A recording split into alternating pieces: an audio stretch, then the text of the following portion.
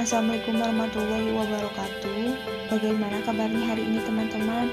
Mudah-mudahan kita selalu sehat dan jangan lupa patuhi protokol kesehatan agar penyebaran COVID-19 segera berakhir dan kita bisa menjalankan pembelajaran secara tatap muka. Dalam video ini, saya akan mempresentasikan tugas mata kuliah landasan pendidikan. Sebelum saya presentasi, izinkan saya untuk memperkenalkan diri. Perkenalkan, nama saya Siti Latifa dari kelas 1C Surade dari Prodi PGFJ. Yuk simak video presentasi materi landasan sosiologis dan antropologis pendidikan. Pertama-tama, marilah kita panjatkan puji berserta syukur kehadirat Allah Subhanahu wa Ta'ala, karena dengan limpahan rahmat dan karunia-Nya sehingga kita bisa menjalankan pembelajaran.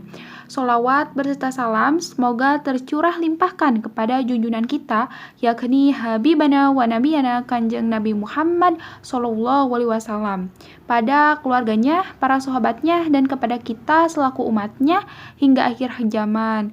Mudah-mudahan selalu sehat dan dijauhkan dari COVID-19. Landasan sosiologis dan antropologis pendidikan. Sebelum kita menjelaskan lebih jauh, kita harus tahu dulu apa yang dimaksud dengan landasan. Landasan itu tumpuan, dasar, atau alas. Karena landasan merupakan tempat bertumpu atau titik tolak atau dasar pijakan. Titik tolak atau dasar pijakan ini dapat bersifat dua, ada material dan ada konseptual. Kalau material contohnya ada landasan pesawat terbang, kalau konseptual contohnya landasan pendidikan. Pendidikan antara lain dapat dipahami dari dua sudut pandang. Yang pertama dari sudut pandang praktek, sehingga kita mengenal istilah praktek pendidikan.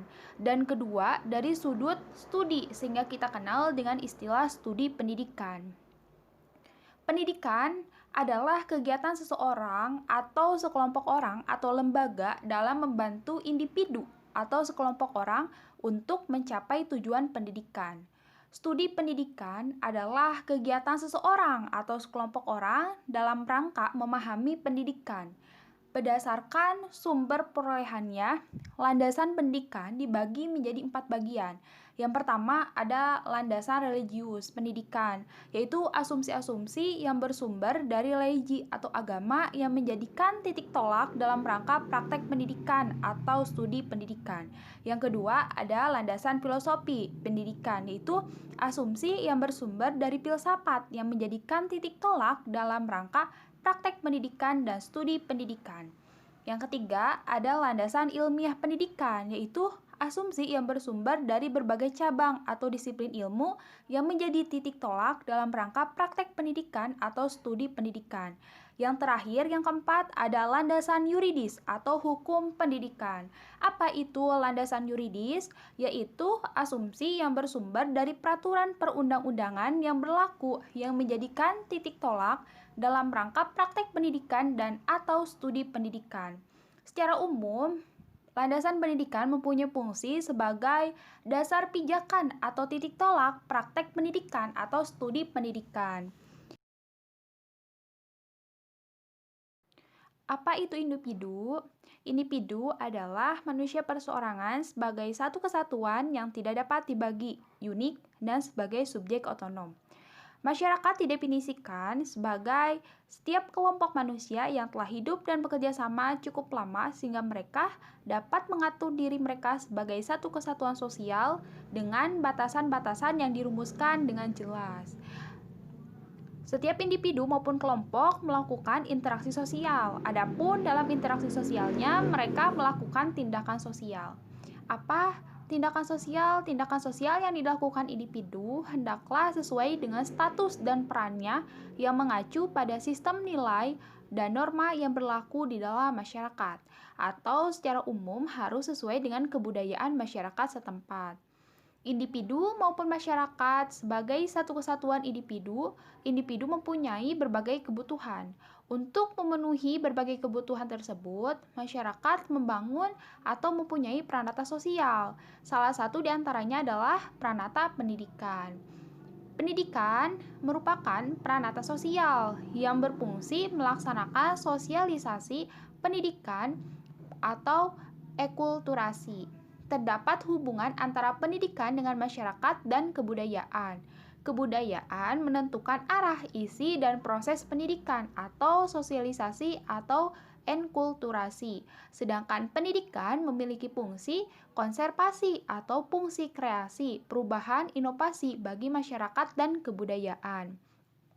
Selanjutnya ada landasan sosiologis pendidikan. Apa sih sosiologis pendidikan? Sosiologis pendidikan adalah acuan atau asumsi dalam penerapan pendidikan yang bertolak pada interaksi antara individu sebagai makhluk sosial dalam kehidupan bermasyarakat. Kegiatan pendidikan merupakan satu proses interaksi antara dua individu, yaitu pendidik dan peserta didik. Bahkan dua generasi yang memungkinkan generasi muda mengembangkan dirinya. Pengembangan diri tersebut dilakukan dalam kegiatan pendidikan. Oleh karena itu, kegiatan pendidikan dapat berlangsung baik di lingkungan keluarga, sekolah, maupun di masyarakat.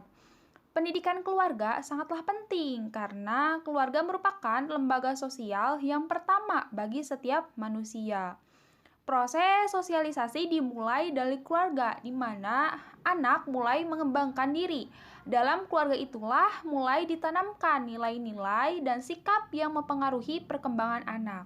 Seperti ada nilai agama, nilai norma, nilai budaya, dan keterampilan perlu dikembangkan dalam pendidikan keluarga.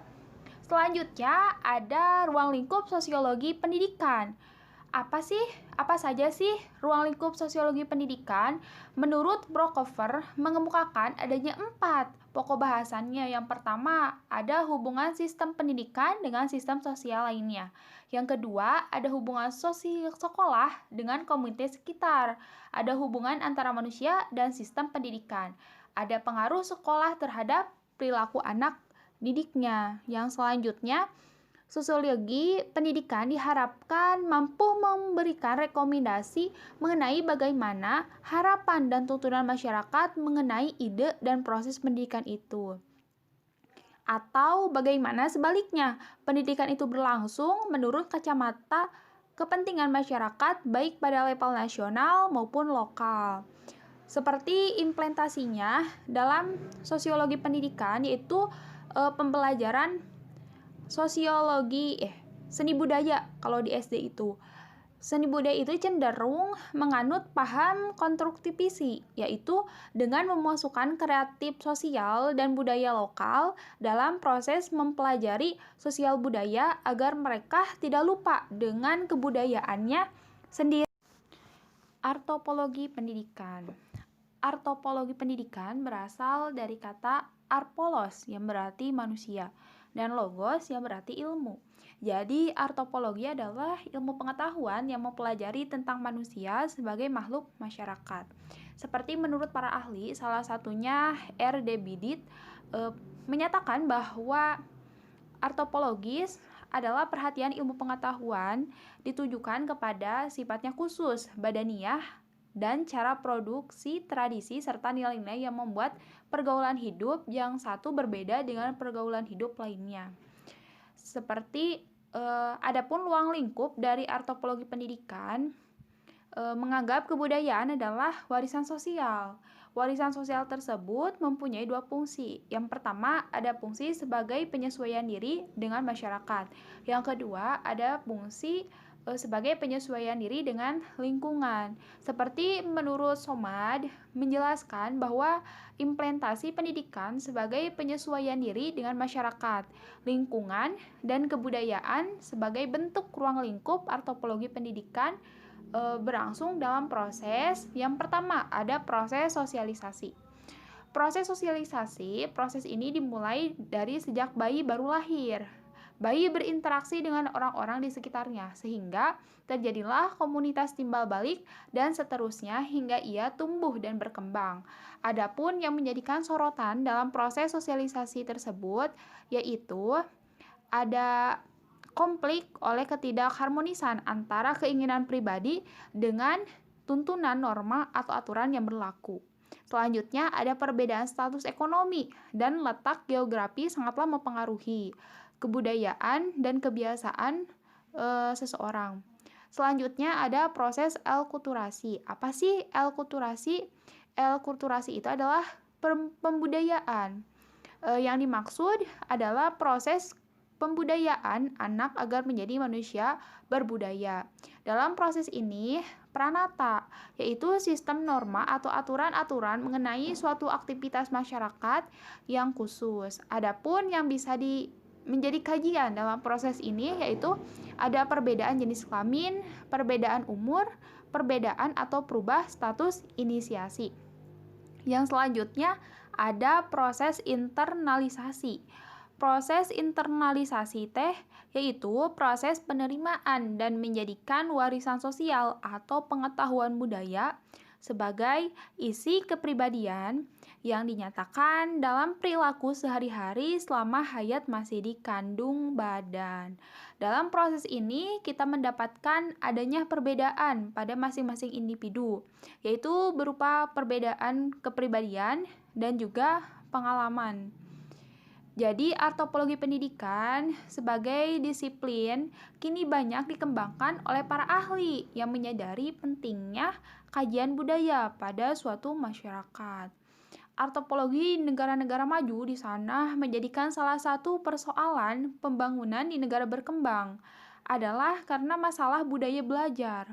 Kajian budaya belajar ini menjadi perhatiannya semakin menarik, khususnya bagi para pemikir pendidik di perguruan tinggi. Perhatian ini dilakukan dengan melihat kenyataan lemahnya mutu sumber daya manusia yang berakibat terhadap rentannya ketahanan sosial budaya masyarakat dalam menghadapi krisis kehidupan. Selanjutnya ada orientasi pengembangan budaya belajar.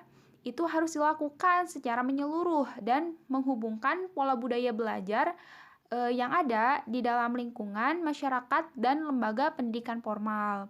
Seperti menurut Van Kemendert dalam Imran Mana telah mengingatkan persoalan pendidikan jangan hanya dianggap melalui persoalan pedagogis, didaktis, metodis, dan tidak menjadikan masalah kebikakan sosial, sehingga pendidikan tidak ada lagi menjadikan kebutuhan bersama. Untuk itu, perlulah diadakan analisis empiris tentang tugas pendidikan dalam konteks kehidupan masyarakat. Selanjutnya ada pendekatan dan teori antropologis pendidikan. Itu dapat dilihat dari dua kategori. Yang pertama dari pendekatan teori antropologi pendidikan yang bersumber dari antropologi budaya yang dituju bagi perubahan sosial budaya. Yang kedua, ada pendekatan teori, yaitu teori pendidikan yang bersumber dari filsafat. Teori antropologi pendidikan yang diorientasikan pada perubahan sosial budaya dikategorikan menjadi 4 orientasi. Yang pertama ada orientasi teoritik yang fokus perhatiannya pada keseimbangan secara statis. Teori ini merupakan bagian dari teori-teori evolusi dan sejarah. Yang kedua, ada orientasi teori yang memandang adanya keseimbangan budaya secara dinamis.